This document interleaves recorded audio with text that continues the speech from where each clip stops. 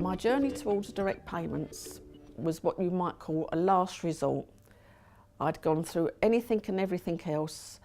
My son had been into some bad places and I was offered direct payments.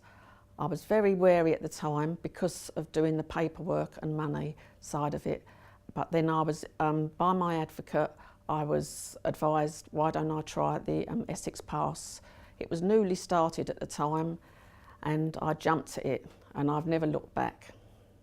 When I first started losing my eyesight, I felt that denial. I knew I was losing my sight, but I would be thinking, I can do this. It doesn't matter. I'm just going to carry on. And I'd push myself and do things that put myself in a really difficult and dangerous sometimes position. So that's when I decided I needed to do something about it.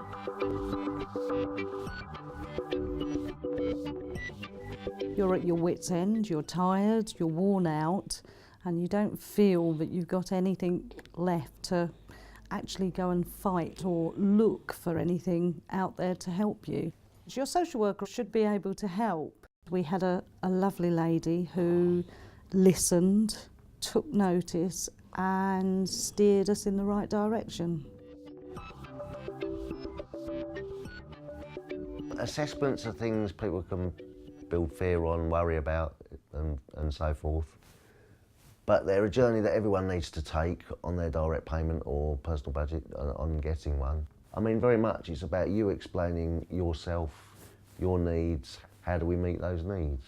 It's very important that you get a copy of your assessment, that you check it through. If you feel there's any amendments that are required, state them, get them back to the social worker. Invariably, if a social worker's taken the time to write it, the quicker you go through that, the quicker you'll get your direct payment, the quicker your needs can be met and you can get the correct outcomes that you're looking for.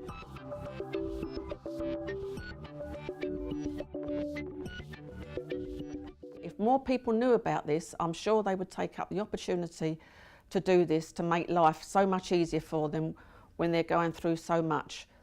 Ask questions, ask for an advocate who can be very helpful.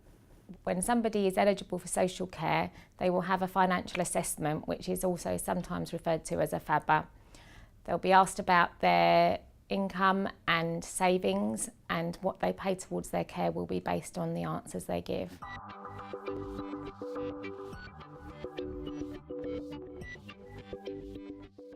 When you know that you are eligible for a personal budget, then you can make the choice as to whether you would like to have a direct payment.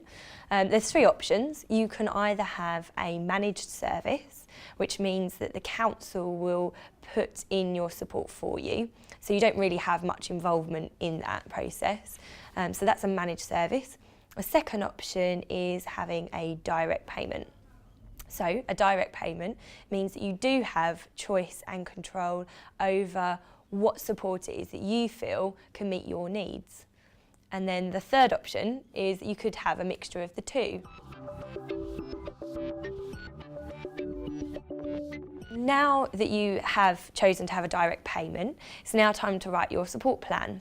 So your social worker can write that for you, or you may want to write it yourself and submit that then to the council to be agreed. Or you could use ECDP, myself or one of the other support planners will help you to write your support plan. Then we can submit your plan back to your social worker for you. You've got to do this, you've got to do that, and I was thinking, oh, what, I can't do this. I started filling in forms, making phone calls, getting letters through the post I didn't understand, and the whole thing was just absolutely, completely overwhelming. And it wasn't until I realised there was organisations like ECDP that could support me with all of them things that I realised actually it doesn't need to be that difficult. If you would like further advice or any other guidance on direct payments, please contact the ILA as they have guidance available and all information about employing a carer or a PA. Once your plan is then with the council, it may be that your plan is validated and agreed, or it may be that the council disagree with some of the things that you've put into your plan and therefore the plan has been rejected. But we need to then find out why it's been rejected and what it is that you may wish then to change to your plan. If your plan has been rejected and you don't agree with that decision, you can then follow the complaints procedure through the council.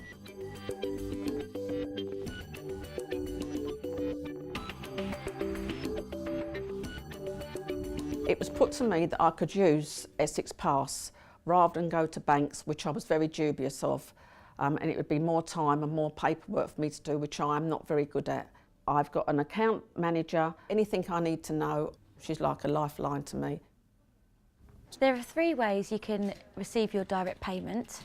The first option is ECDP manage your payment for you, so you don't have to go to the bank account, we manage the whole process for you.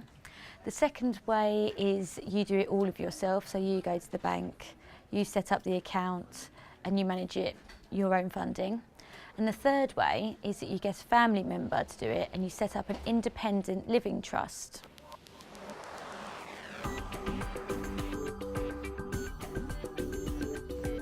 Direct payments have given me a lot of independence in my life.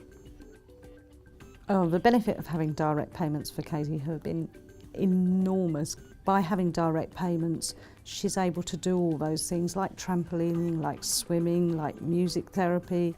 And as a family, it's given us time to spend together. It's given the whole family a life back.